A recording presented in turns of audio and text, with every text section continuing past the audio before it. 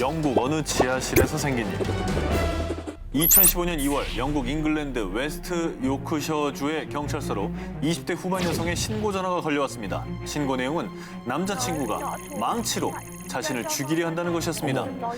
신고를 받자마자 곧바로 출동한 경찰들. 저희 화해했으니까 그만 돌아가셔도 돼요. 죄송합니다. 그런데 경찰이 남자친구 게리 사무엘의 집을 둘러보던 중 그들의 시선을 끈 것이 하나 있었습니다.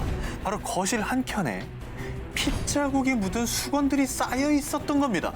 심상치 않은데요. 아니 그러면 뭔가 범죄 현장을 은폐하려고 했었던 건가요? 그죠? 아니면 여자친구가 이제 폭행을 당했는데 네. 감싸주려고 이렇게 한 거 아닐까요? 아닌 척. 이를 수상하게 여긴 경찰은 게리의 집안을 수색하기 시작. 그런데 유독 한 곳이 도드라진 카펫에서 왠지 모를 수상함을 느낀 경찰들은 카펫을 들춰봤는데요.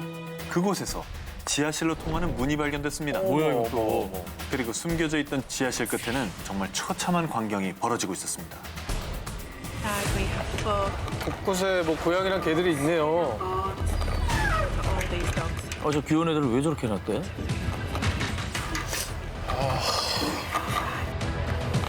In the second cage is another husky puppy that is non-responsive.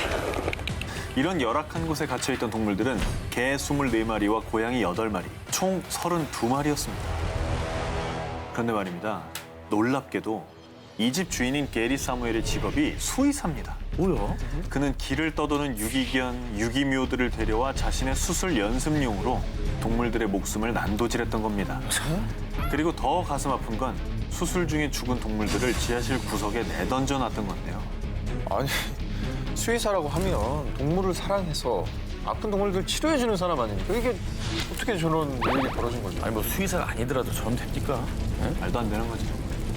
결국 두 사람은 동물 학대 혐의로 체포됐는데요. 하지만 끝까지 이 게리는 여자친구가 자기가 키우던 애들을 챙기지 않은 거예요. 전 치료를 해준 거라니까요. 자신의 악마 같은 소행을 끝까지 인정하지 않았습니다. 이후 영국 언론들은 충격적인 수의사의 두 얼굴에 대해서 보도했고요. 그리고 수의사 게리에게는 동물 학대 혐의로 집행유예 12주형이 내려졌다고 합니다. 집행을 유예한 것은 좀 가벼운 처벌 아닌가 싶네요. 그러게요. 손방망인데요. 그리고 다행히 지하실에서 발견된 개와 고양이들은 동물협회에서 좋은 주인들을 찾아 입양을 보냈다고 합니다. 그나마 다행이네요. 네.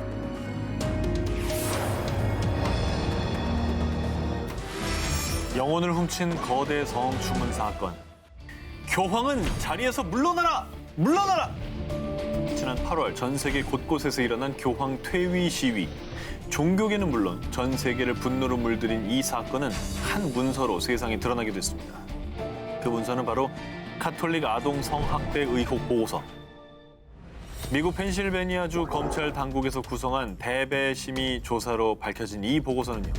약 300명의 신부가 무려 1000명이 넘는 아동을 성적으로 학대했다는 내용이었는데요. 신부가? 신부가요. 신부들은 신자인 소년들의 알몸을 촬영하고는 겁먹지 마세요. 이건 십자가 위에 예수님을 표현하려고 하는 거니까. 이렇게 변태적인 행위를 마치 성스러운 행위로 세뇌시켰고요. 또 다른 사제는 9살 소녀에게 성행위를 강요. 9살? 그리고 성행위 이후에는 정화해주겠다며 성수로 입을 닦아주기도 했답니다. 이런 사건들이 900쪽가량의 보고서에 빼곡히 적혀 있다고 합니다. 900쪽이면 어마어마한 거예요. 문제가 이제 그렇게 조사를 해놓고 알고도 은폐했다는 거 아닙니까? 그렇죠. 아니 근데 어떻게 이렇게 70년 동안 안 밝혀진 거예요? 쉬쉬한 거예요? 그 이유는 조직적으로 범죄가 은폐됐기 때문입니다.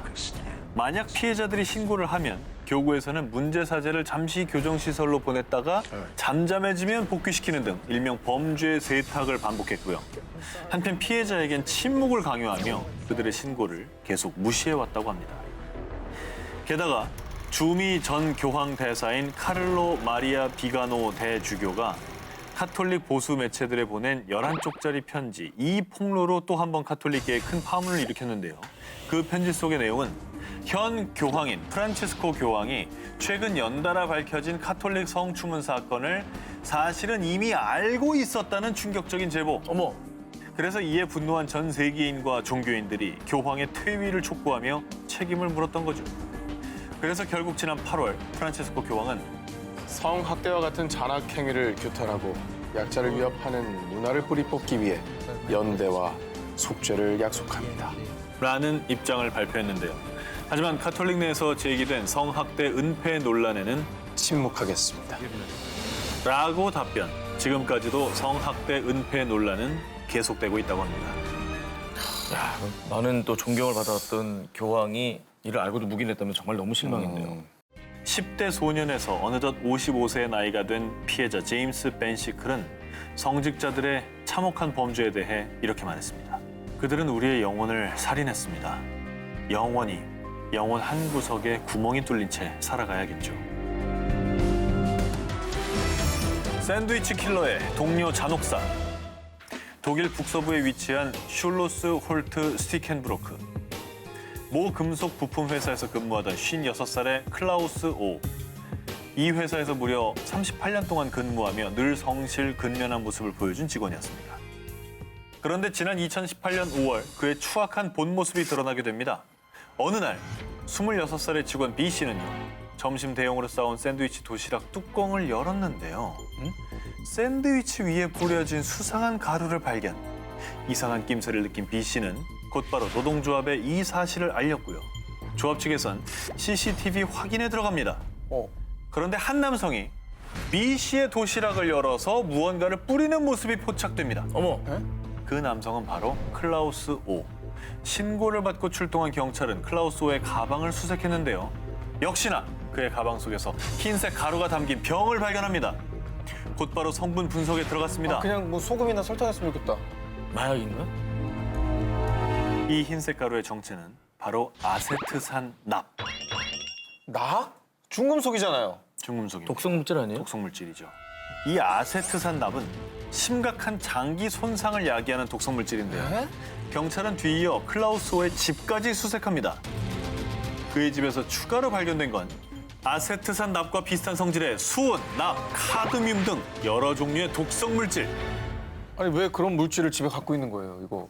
아니 혹시 그리고 그 피해자 B 씨 그 뚜껑에다 발라놨다 그랬는데 네. 원한 관계입니까 혹시? 아, 이 사람 하나였다면 원한 관계로 생각할 수도 있겠죠. 근데 이 두 사람은 직장 동료일 뿐 그 이상 그 이하도 아니었습니다.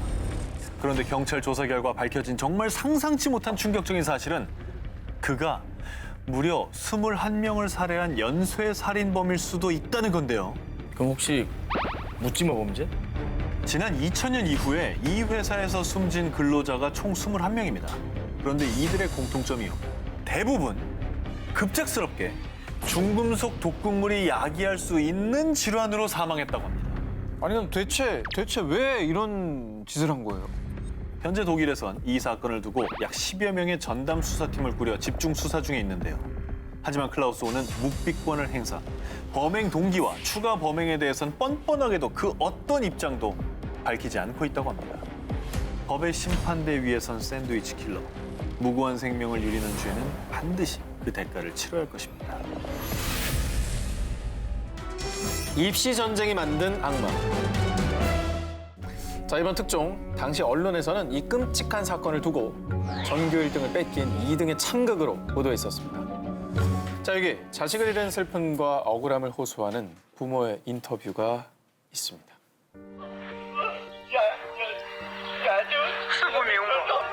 아휴, 무슨 일이야. 저렇게 주저앉을 정도면 듣기가 무서워지는데 무슨 일이에요? 자, 이 끔찍한 악몽의 시작은 2018년 6월로 거슬러 올라갑니다. 몇 달 전이네요. 중국 동부 산둥성 쯔보시의 한 중학교.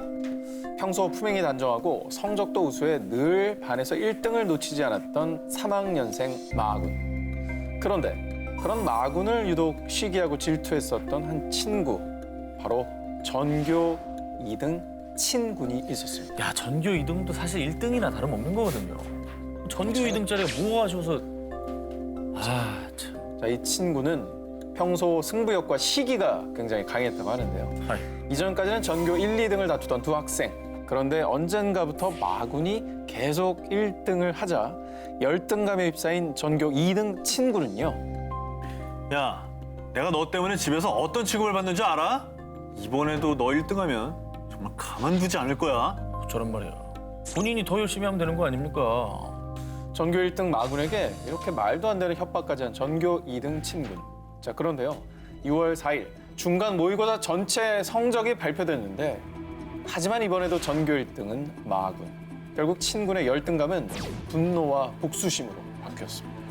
한편 전교 1등 성적표를 들고 기쁜 마음으로 집으로 돌아가던 마군이 집 대문을 열었는데요. 그런데 그 앞에서 기다리고 있던 건 시퍼런 칼을 든 전교 2등 친구. 저게 말도 안 돼 정말. 아니 전교 2등이 뭐가 하셔서 저러고 있대? 너만 없었어도 내가 1등인데 없어져 버려. 자, 친구는 순식간에 마군을 10여 차례나 찔렀고요. 바닥은 온통 피 범벅으로 물들었습니다. 아, 그리고 이때 아들의 비명소리를 들은 마군의 모친은 혼비백산해 밖으로 뛰쳐나왔는데요. 안에 계셨어. 그리고 결국 정말 안타깝게도 마군은 과다출혈로 그 자리에서 사망하고 말았는데요. 아니 자, 아이를 잃은 부모의 심정이 어떨지 상상도 가지 않으시죠? 이후에 전교 1등을 살해한 전교 2등 친구는 결국 체포됐는데요. 부모님의 멸시와 압박감 속에 이런 범행을 저질렀다고 합니다. 아 정말 너무 안타깝다. 아무리 뭐 이제 부모님도 사실 뭐 잘한 건 없지만 그렇다 해도 저런 행동을 하면 안 되죠. 물론 친군의 잘못 있습니다. 하지만 이 세상을 입시 괴물로 만든 또 친군의 가족들, 또 어른들, 또 1등만 강요하는 사회 모두 성찰이 필요할 때가 아닌가 싶습니다. 그렇죠. 친구만의 문제가 아니죠 이거. 저거 1등 한다고 인생이 바뀌는 것도 아닌데 왜 인생? 전화엔 모르죠. 아 자, 그리고 정말 공부 잘하는 사람들이 높은 자리에 올라오고 잘 나가는 세상 우리가 오래 지금 살아왔잖아요. 근데 지금 우리 사회가 살만한가요? 저는 그래서 공부로 뭐 줄 세우고 이런 게 저는 이제는 좀 필요가 없지 않을까 싶어요. 그거 되게 멋진 지적이네요. 네.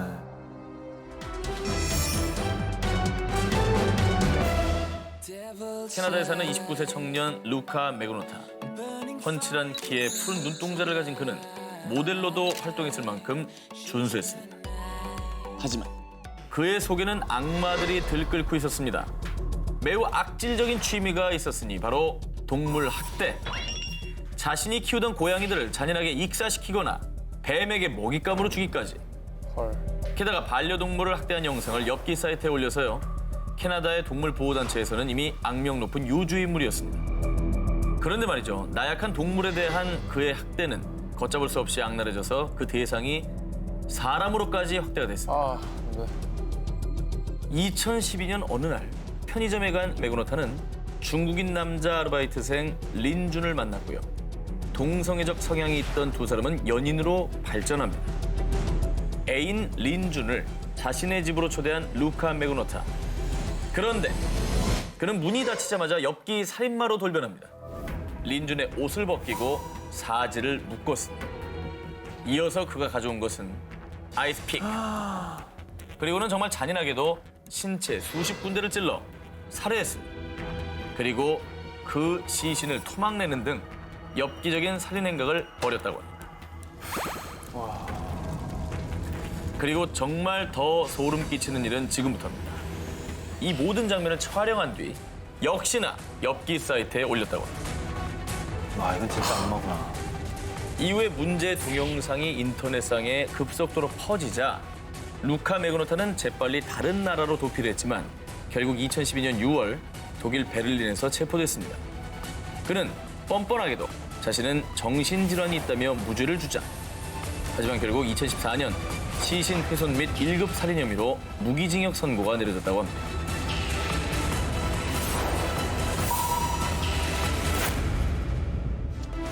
종교 지도자의 탈을 쓴 테러범. 수천 명의 목숨을 노린 살인마의 최후. 결국은 사형 집행. 사형수는 바로 옴 진리교의 교주 아사하라 쇼코. 아사하라 쇼코 교주가 저지른 끔찍한 행각은 일명 도쿄 지하철 살인가스 사건인데요. 1995년 3월 20일 도쿄의 아침 출근길 3개의 지하철 노선 5개 칸에 청산가리의 500배의 독성을 가진 사린가스를 살포 약 6천여 명의 피해자가 발생했습니다. 대단했지. 충격적이었죠. 정말 극악무도한 범죄자죠. 본래 요가 수행자였던 아사하라는 1987년에 요가 단체인 옴 신선회를 옴 진리교로 개칭하고 그 후에 본격적으로 지구의 종말론을 내세워 사람들을 구원해주겠다고 했고요. 또 결정적으로 모 잡지에 그의 공중부양 사진이 공개되자 사람들은 그를 더 신격화하게 됐습니다. 제가 잠깐 뜬 거네 보니까. 지금 보면 참 웃음도 안 나오는 그 사진인데. 그런데 이 아사하라 교주의 더러운 속내는 따로 있었습니다. 이 세상의 왕은 나 하나면 충분해. 내가 바로 진리다. 일왕을 폐위시키고 자신이 왕으로 군림할 수 있는 새로운 왕국, 일명 진리국을 세우고자 한 겁니다. 상또라이네. 1990년엔 진리당을 창설, 오음진리교 신자 25명과 총선에 나가 일본 정부를 손에 넣고자 했는데요. 오. 하지만 전부 낙선의 고배를 마시자 정치로는 내 왕국을 건설할 수 없어. 보다 강력한 무기가 필요해. 그야말로 악마의 왕국을 건설하기 위한 그의 행보는 더욱 파국으로 치닫게 됩니다. 아사하라 교주는 신도들에게 화학 무기를 제조하게 했고요. 마침내 1994년 사린가스 개발에 성공. 그리고 1년 뒤인 1995년엔 도쿄 지하철 사린가스 사건을 일으킨 겁니다. 사람들을 패닉으로 빠뜨려서 자기에게 뭔가 권한을 내놓든지 뭔가 그걸 난 살려주세요 하면서 숭배하게끔. 예. 그런데요, 그가 죽어도 이 악몽은 끝나지 않고 있습니다. 약 1,500여 명이 넘는 오음진리교의 잔존 세력들이 새 종교명인 알레프로 여전히 일본 전역에서 아사하라를 신처럼 여기며 활동 중이라고 합니다. 어머.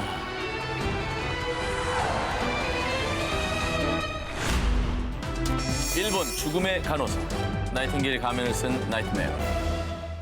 지난 2016년 9월 일본 요코하마시의 한 요양병원.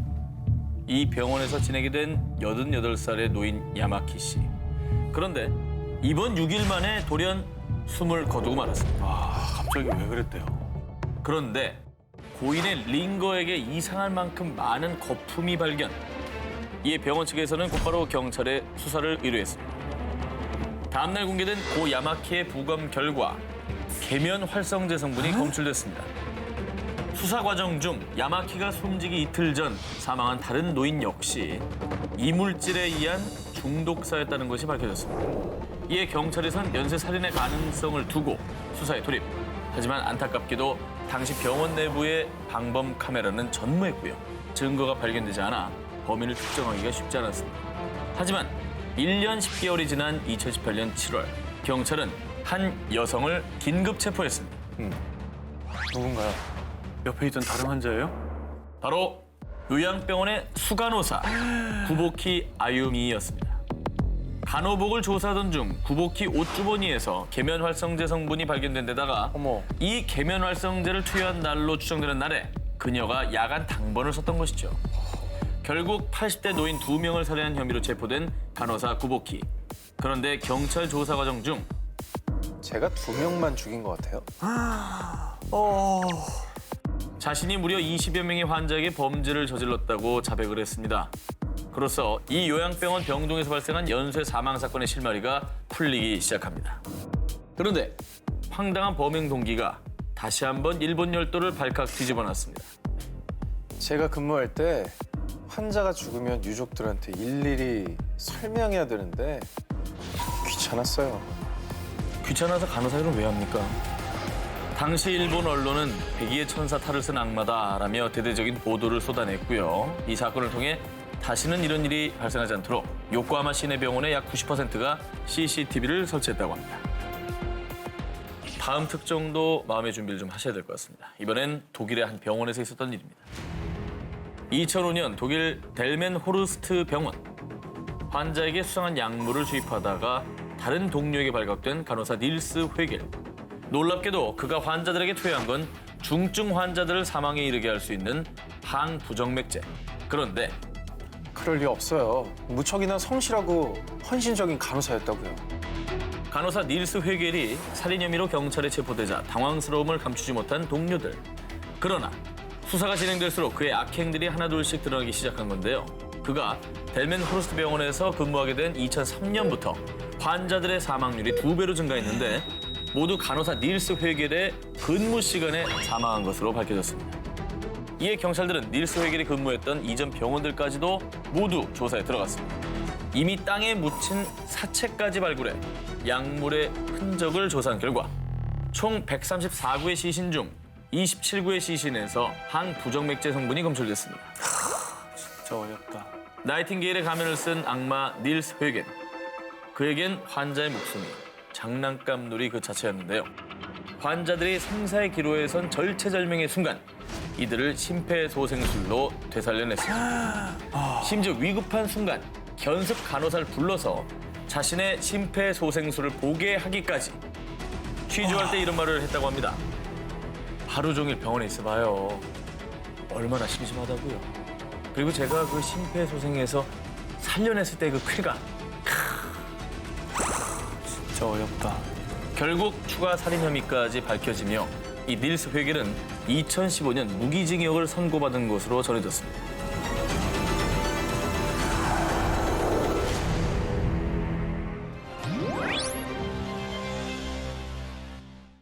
(1984년) 미국 플로리다주 템파 17세 소녀 리사 맥베이는 홀로 귀가 중이었습니다.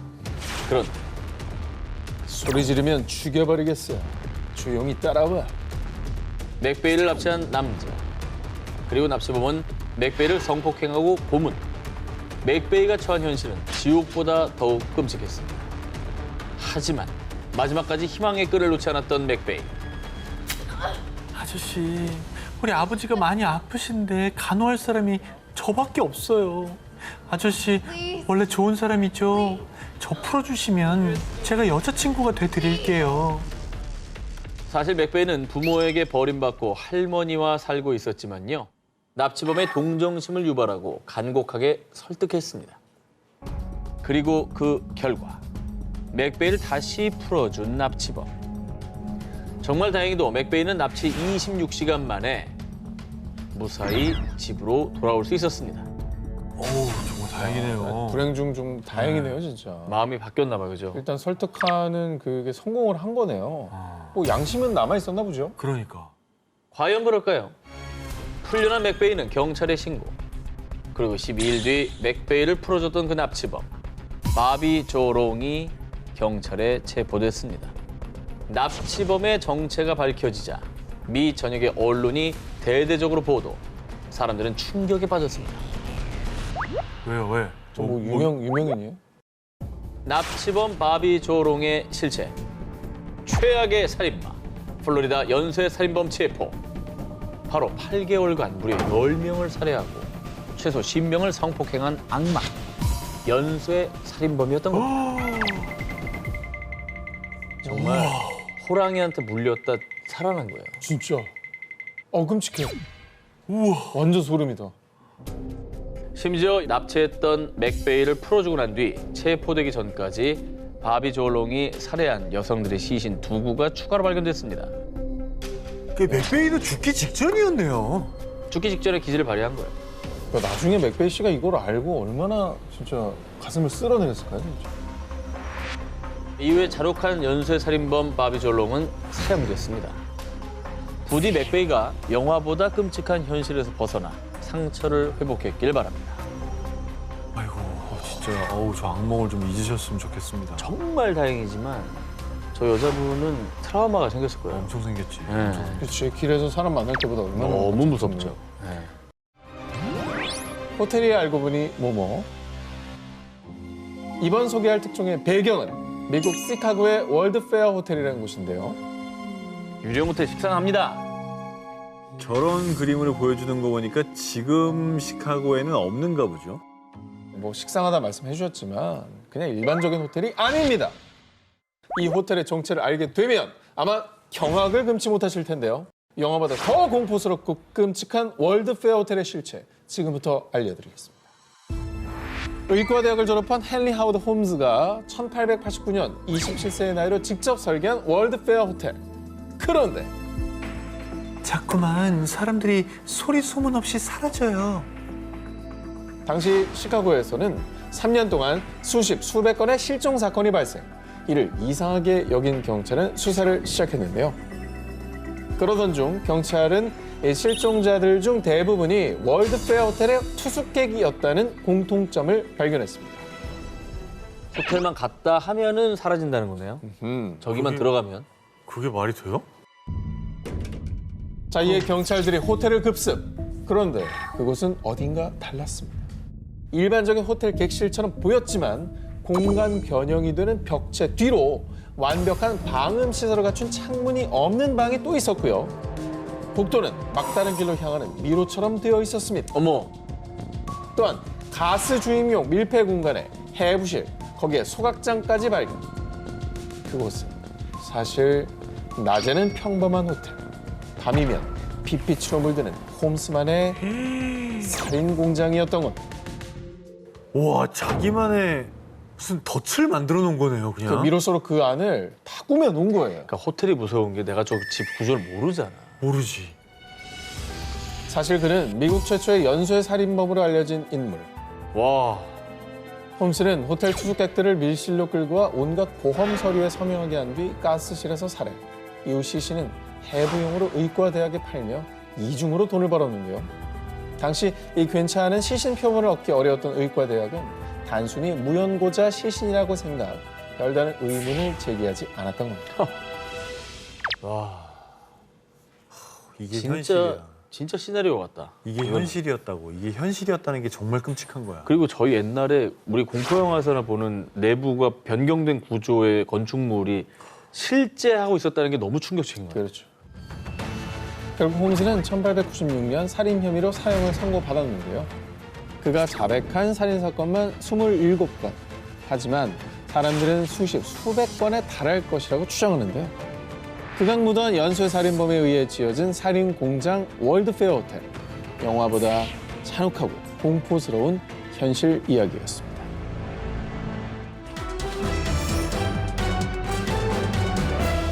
미국의 소설가 토마스 해리스의 범죄 스릴러 한니발 시리즈 다들 잘 아시죠?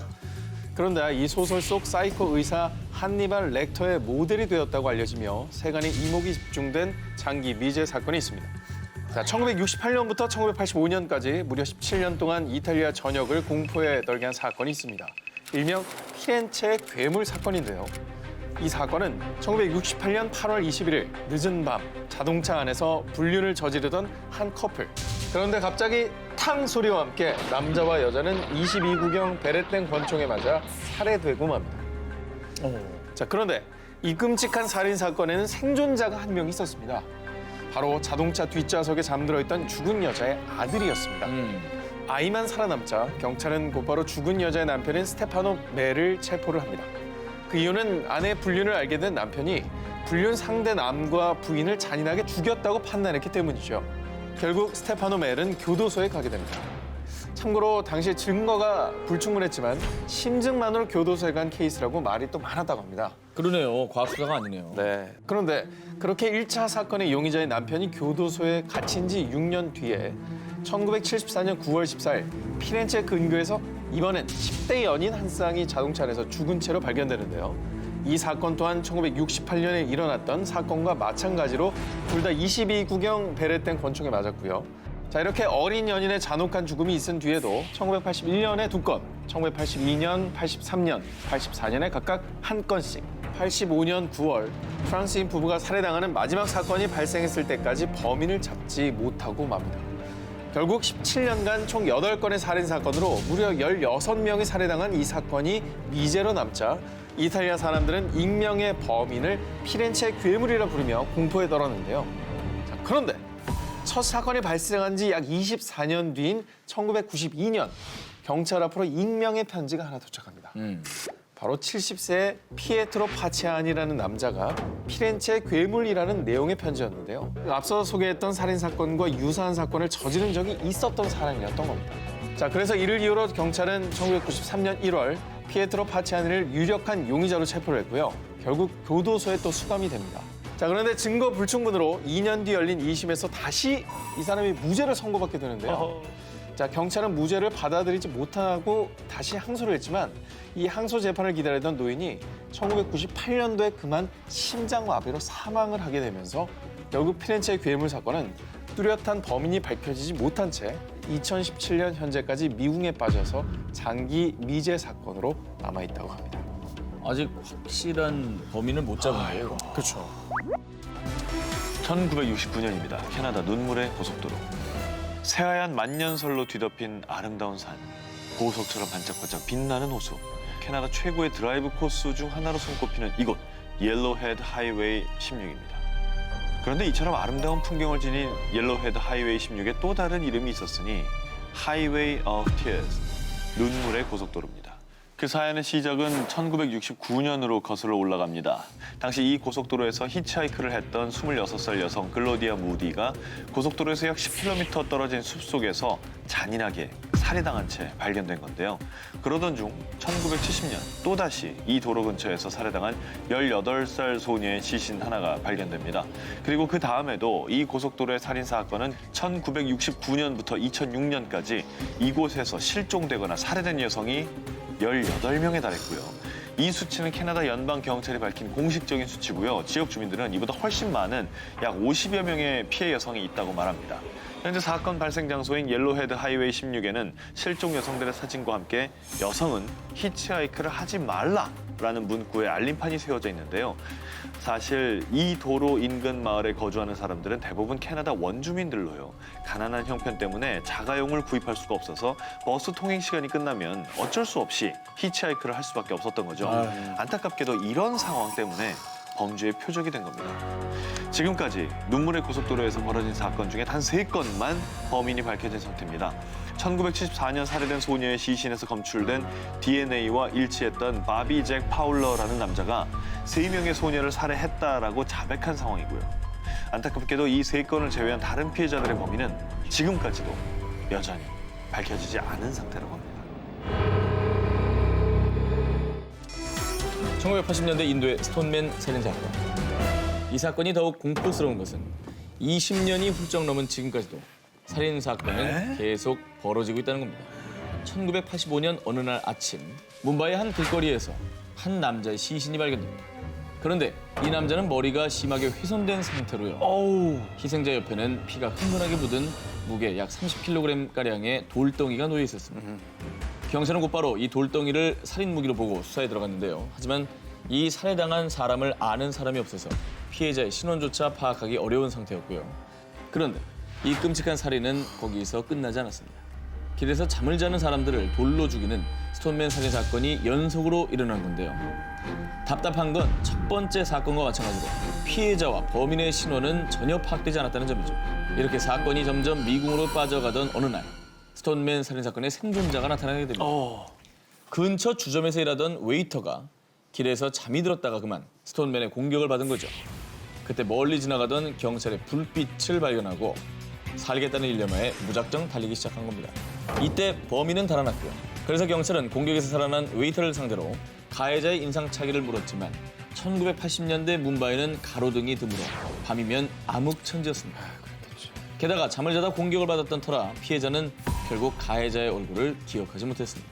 그리고 1988년 한 차례 살인사건을 끝으로 희생자 역 12명의 안타까운 목숨만 잃은 채 끔찍한 미스터리 사건으로 남고 맙니다. 그런데 그 다음해인 1989년 6월 뭄바이에서 비행기로 약 2시간 40분이나 걸리는 도시 콜카타에서 이와 유사한 사건이 발생합니다. 콜카타에서 일어난 스톤맨 살인 사건의 첫 희생자는 거리에서 잠을 자다 커다란 돌에 머리를 맞아 죽게 됩니다. 이후 6개월 동안 약 13명의 희생자가 발생했고요. 뭄바이 사건과 마찬가지로 목격자가 하나 없이 범인에 대한 어느 실마리도 풀지 못한 채 다시 사건은 미궁으로 빠지고 맙니다. 그런데 정말 끔찍한 건 이 사건이 최근까지도 이어지고 있다는 겁니다. 인도 사람들은 1980년대 스톤맨 살인마가 살아 돌아왔다며 엄청난 두려움에 떨고 있다고 합니다. 사진이 마지막 흔적, 타라 칼리코 실종 사건. 1988년 9월 20일 뉴멕시코주 벨렌에 사는 뉴멕시코 대학의 여대생 타라 칼리코는 평소 때처럼 자전거 산책을 준비하고 있었습니다. 엄마, 나 남자친구하고 테니스 치기로 했어. 12시까지 안 오면 나 데리러 와줘요. 그렇게 집 밖으로 나선 타라 칼리코. 정오가 지나도록 딸이 돌아오지 않자 걱정이 된 엄마는 평소 딸의 산책로를 따라가 봤습니다. 딸의 모습은 온데간데 보이지 않았습니다. 불길한 기분이 든 엄마는 곧바로 경찰에 신고를 했고요.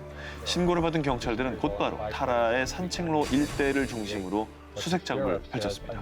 집에서 약 32km 떨어진 외딴 캠프장 근처 도랑에 딸 타라 칼리코의 핑크색 자전거만 발견됐을 뿐이었습니다. 그렇게 흔적 없이 사라진 타라 칼리코의 실종은 미제로 남는가 했는데요. 이 미궁 속의 실종 사건이 새 국면을 맞은 건 그로부터 9개월이 지난 1989년 6월 중순쯤이었습니다. 이 사건과 관련 있어 보이는 의미심장한 사진 한 장이 발견된 건데요.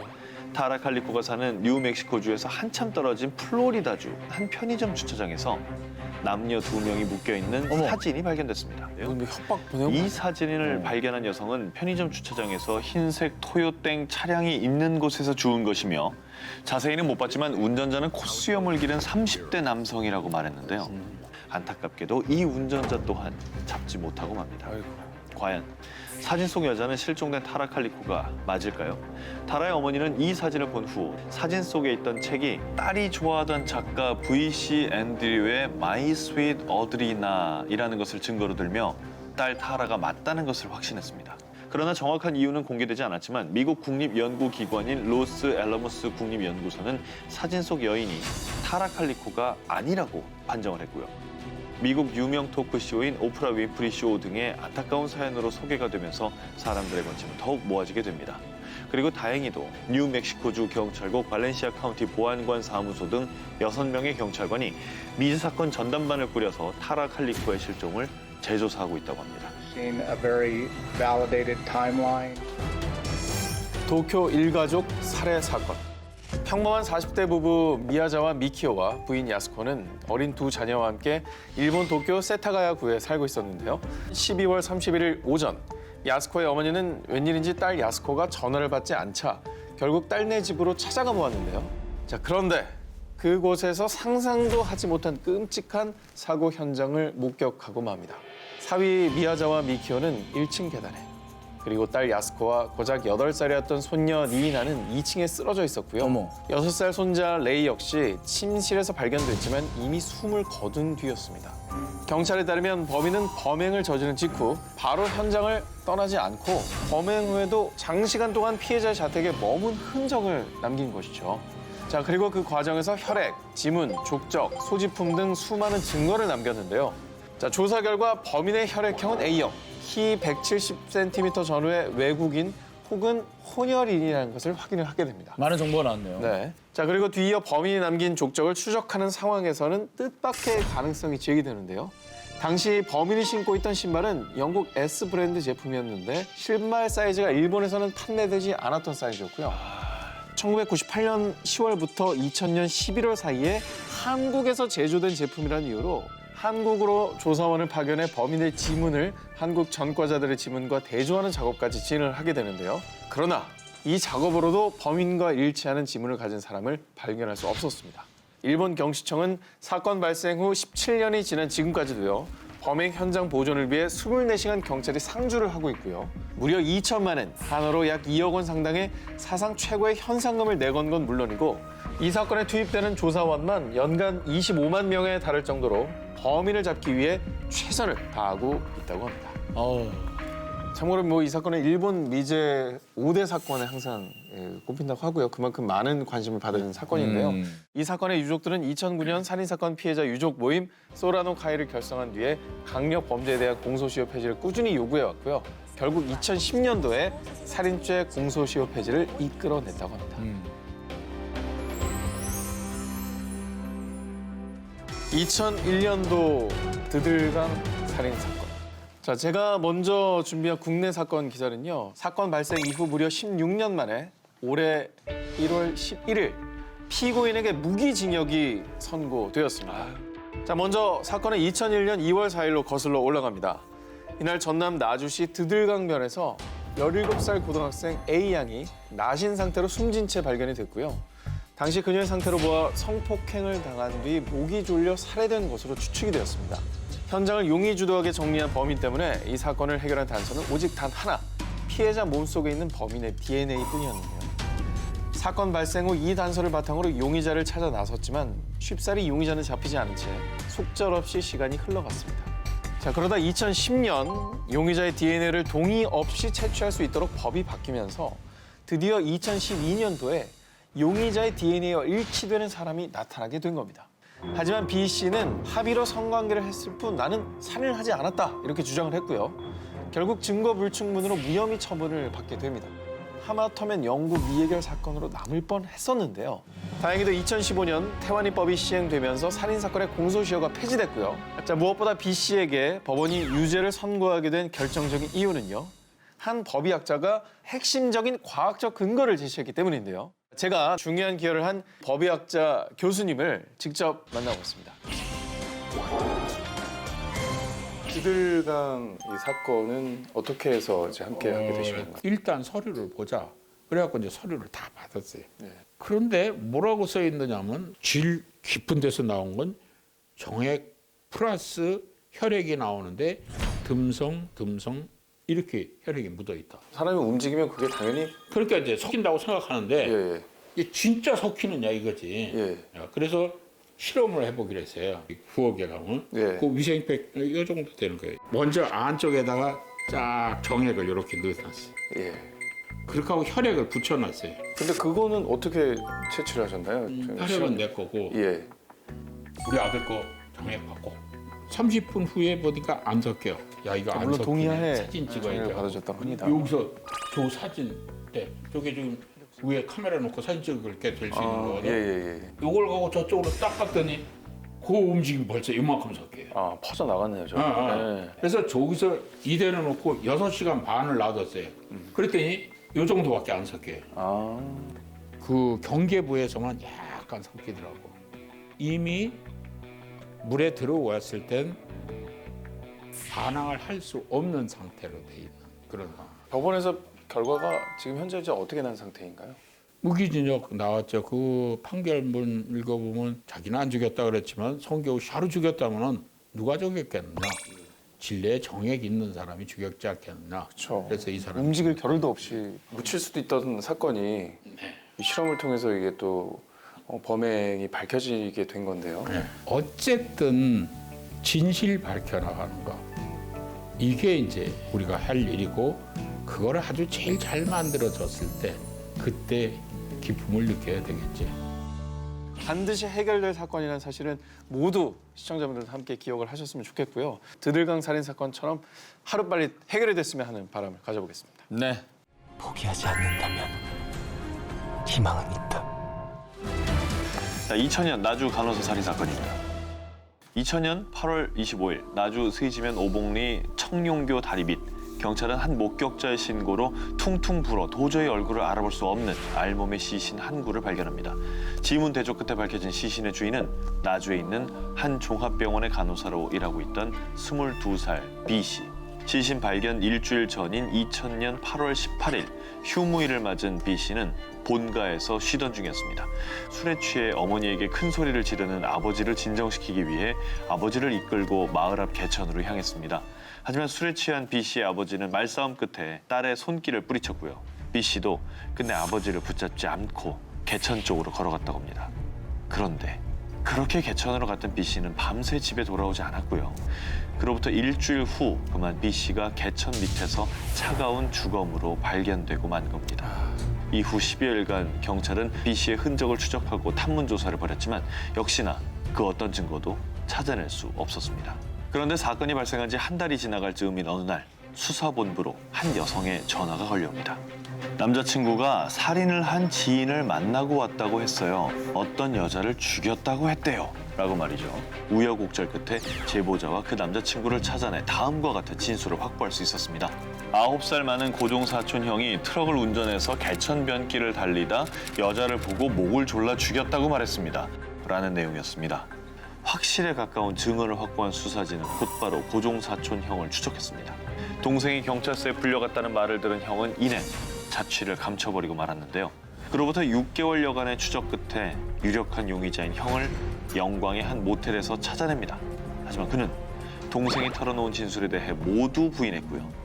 이에 거짓말 탐지기 검사를 진행했는데 그의 말들이 거짓으로 나와 더욱 확신을 가진 수사본부는 그의 범행을 뒷받침할 증거물 확보에 나섰으나 별다른 성과를 내지 못하게 되면서 이후 사건은 더 이상 진행되지 못했다고 합니다. 제보 부탁드립니다. 2000년 8월 18일경 반바지에 하얀 티셔츠를 입고 나주 만봉천변 길을 걸어가는 20대 여성을 목격하신 분이나 또는 해당 사건과 관련된 제보를 주실 분들은 전남지방경찰청 미제사건 수사팀으로 연락 주시기 바랍니다. 포천 여중생 살해 사건입니다. 2003년 전 국민을 분노하게 만든 사건이 발생합니다. 다들 기억하실 겁니다. 학교를 마치고 집으로 귀가하던 여중생이 싸늘한 주검으로 돌아왔던 포천 여중생 살해 사건입니다. 경찰은 수사본부를 꾸려 포천시 전역에 걸친 수색 작업을 진행했는데요. 그러나 실종 직후부터 A양의 휴대폰과 배터리가 분리되는 바람에 A양의 소재 파악부터 난항을 겪게 됩니다. 그로부터 23일 만인 11월 28일 집에서 약 8km가량 떨어진 의정부시 밀락동과 낙양동 일대에서 A양의 총 13점의 수집품이 발견됐는데요. 이때 발견된 수집품에서는 A양의 이름이 적힌 부분이 모두 찢겨나간 상태였다고 합니다. 결국 실종된 지 3개월 만인 2월 8일 전 국민이 애타게 찾던 중학생 소녀는 싸늘한 주검이 돼서야 부모님 곁으로 돌아올 수 있었습니다. A양을 처음 발견한 곳은 집에서 약 6km 정도 떨어진 포천시 소으릅의 콘크리트 배수로 속이었는데요. 알몸 상태로 발견돼 더욱 충격을 안겨줬습니다. 심지어 부검을 담당한 국과수에서조차 질식사로 추정이 됐지만 시신의 훼손도가 너무나 심해서 목이 졸린 흔적이 있는지 직접적인 사인을 알 수 없다고 밝혀 그 안타까움을 더했습니다. 유일한 단서는 A양의 손발톱에 칠해진 붉은색 매니큐어. 평소 A양은 매니큐어를 사용하지 않았지만 발견 당시에는 손발톱에 붉은색 매니큐어가 조잡하게 칠해져 있었던 거죠. 이에 경찰은 국내 매니큐어 제조회사들로부터 각 매니큐어의 성분을 넘겨받아 범행 당시 사용된 매니큐어를 특정지었고요. 포천시 부근에서 해당 매니큐어를 구입한 30대 남성을 추적하기까지 했지만 끝내 사건의 실마리를 풀 수가 없었습니다. 하지만 경찰은 끝까지 포기하지 않고 있습니다. 2003년 11월에 발생한 이 포천 여중생 살해 사건에 대한 단서를 알고 계신 분들은 아래 연락처로 제보를 부탁드리겠습니다. 신정동 연쇄 폭행 살인 사건입니다. 2005년 6월 6일 이날은 현충일로 공휴일이었습니다. 20대 여성 A씨는 감기 기운이 있다며 병원에 들르기 위해 집을 나섭니다. 그리고 이것이 그녀의 마지막 모습이었습니다. 그런데 다음 날 주민들이 쓰레기를 무단 투기했던 장소에서 쌀 포대에 쌓여 노끈으로 칭칭 묶인 채 참혹한 모습으로 발견됩니다. 당시 발견 장소가 피해자의 집에서 겨우 2km 떨어진 장소에서 안타까움을 더했는데요. 부검 결과 A씨의 사인은 경부 압박 질식사. 발견 당시 얼굴은 검은색 비닐봉지로 쌓여 있었는데요. A씨의 몸에는 범인을 특정할 만한 그 어떠한 증거 하나 남아있지 않았습니다. 그런데 그로부터 6개월 뒤인 2005년 11월 A씨의 시신이 발견된 장소에서 약 1.8km 떨어진 골목에 또 한 명의 시신이 발견됩니다. 이번엔 야외용 돗자리와 김장용 비닐봉지에 겹겹이 쌓인 채 노끈과 전깃줄, 나일론끈으로 단단히 묶인 기이한 모습으로 놓여있는 시신이었습니다. 그녀가 실종된 날은 일요일이었지만 직장에 출근해야 했던 B씨, 결국 싸늘한 시신으로 돌아온 것입니다. 그런데 40대 주부 B씨의 사인 역시 경부 압박 질식사로요. 피해자의 얼굴은 검은색 비닐봉지로 쌓여 있었고 동일범의 소행으로 보이는 사건은 목격자나 단서 하나 없이 미궁에 빠지게 되는데요. 하지만 발생한 지 10년 뒤인 2015년 사건과 관련된 새로운 사실이 밝혀지게 됩니다. 10년 전 전국 동시지방선거가 실시됐던 2006년 5월 31일 한 여인이 신정역 근처에서 납치당했다가 탈출한 사건이 있었다는 것이었습니다. 반지하에 열린 문으로 들어간 그녀는 들어가자마자 왔어? 라고 말하는 낯선 남자의 목소리를 듣게 됩니다. 그렇습니다. 범인이 둘이었던 것이죠. 실눈을 뜨고 주위를 살펴본 그녀는 바닥에 놓여있는 수많은 노끈들을 봤고요. 마침 현관문이 열려있던 걸 확인한 여자는 뒤도 돌아보지 않고 그대로 건물 2층 계단으로 올라가 신발장 옆에 숨었습니다. 그런데 그때 여자의 눈에 들어온 건 낡은 신발장 옆에서 붙어있던 엽기 토끼 스티커였습니다. 이렇게 무사히 목숨을 건진 여자의 사연이 방송을 타자 사건은 일명 신정동 엽기 토끼 살인 사건으로 알려지며 범인에 대한 수많은 제보가 쏟아지고 있어 경찰 측에선 제보들을 바탕으로 수사에 박차를 가하고 있다고 합니다. 2010년 뉴욕 롱아일랜드 연쇄 살인 사건. 2010년 5월 미국 뉴욕주의 911 센터로 다급한 신고 전화가 들어옵니다. 신고자는 당시 24세의 성매매 여성 셰넌 길버트로 그녀는 롱아일랜드 오크비치에 있는 고객의 집에서 나온 후였습니다. 그리고 얼마 뒤 뉴욕주의 경찰서로 실종 신고가 접수되는데요. 실종자의 이름은 911에 도움을 요청했던 셰넌 길버트. 그렇게 실종 신고를 받은 경찰은 길버트의 행적을 추적하던 중 롱아일랜드의 길고비치 인근에서 실종자인 길버트가 아닌 다른 사람의 백골 시신을 발견하게 된 거죠. 이에 뉴욕주 경찰은 인근 지역을 집중 수사하게 되는데요. 정말 놀랍게도 총 3구의 시신을 잇따라 발견하게 됩니다. 뒤이어 2011년 4월까지 6구의 시신을 더 발견하게 되면서 롱아일랜드 해변 인근에서만 총 10명의 희생자 유골을 발견하게 됩니다. 게다가 피해자 중 한 명은 1996년 파이어섬에서 발견된 쓰레기 봉지 속의 일부 시신과 DNA가 일치해 더 큰 충격을 줬습니다. 이렇게 수많은 언론과 미국의 관심에도 불구하고 수사에 진전이 없자 결국 미국 연방수사국인 FBI까지 투입되며 수사 종결에 대한 기대감을 드러냈는데요. 그러나 FBI의 첨단 수사 기법에도 불구하고 아직까지 그 어떤 증거나 용의자도 찾을 수 없어 현재 가장 먼저 해결해야 할 뉴욕주의 미스테리 사건으로 남아 있습니다. 자, 2011년도 기사입니다. 보험 사기범 잡는 SIU. 자, 2011년 5월 경기도 포천 40대 초반의 건장한 남성 자택에서 구토 증세를 보이다 사망. 남성의 사인은 자살로 결론. 또 2013년 1월 경기도 포천 70대 노인 농약 성분이 든 음료수 복용 후 사망. 또 그해 8월 그의 아들 또한 유사 증상으로 사망. 의료진이 진단한 사인 폐렴. 자, 그런데 경찰의 신고조차 되지 않았던 이 사건이 지난 2015년 첫 번째 사망자가 나온 지 4년이나 지나서 연쇄 살인 사건임이 밝혀졌는데요. 한 여성이 거액의 보험금을 타기 위해 전 남편, 현재 남편, 현 남편의 시어머니까지 음식에 농약 성분을 조금씩 사먹이는 방법으로 살해를 했던 겁니다. 하마터면 조용히 묻힐 뻔했던 이 사건은 맨눈으로 사건의 수상한 점을 발견해낸 SIU 사람들 덕분에 경찰 수사가 진행돼 결국 범인을 구속할 수 있었는데요. 자, 이분들은 살인사건 및 교통사고 현장 등을 찾아가 보험 사기로 의심되는 단서를 날카롭게 찾아내는 분들로요. 대표적으로 지난 2011년 서울에서 발생한 노숙인 살인사건이 SIU의 끈질긴 추적 끝에 진실을 밝혀냈던 사건입니다. 한 무속인이 친언니 등과 함께 범행을 계획해서 40대 노숙인 여성을 유인해 술을 먹인 뒤 살해한 뒤에 노숙자에게 자신의 옷을 입혀서 마치 자신이 죽은 것처럼 위장했던 사건이었죠. SIU가 장례식도 치르지 않고 언니 혼자 서둘러 화장을 했다는 점, 그리고 무속인이 사망 전 거액의 보험에 가입했다는 점을 수상히 여겨서 제보를 했고요. 무서워라. 결국 경찰 조사 결과 이게 보험 사기극이었다는 것이 밝혀졌습니다. 사람 목숨 뭘로 하는 거예요, 도대체? 네. 그래도 오늘 저 미해결 사건들을 많이 하고 있는데 저 해결된 사건을 들으니까 정말 갈증이 해소된 것 같아요. 시원하네. 우리 SIU 여러분들 노고에 정말 박수를 보냅니다.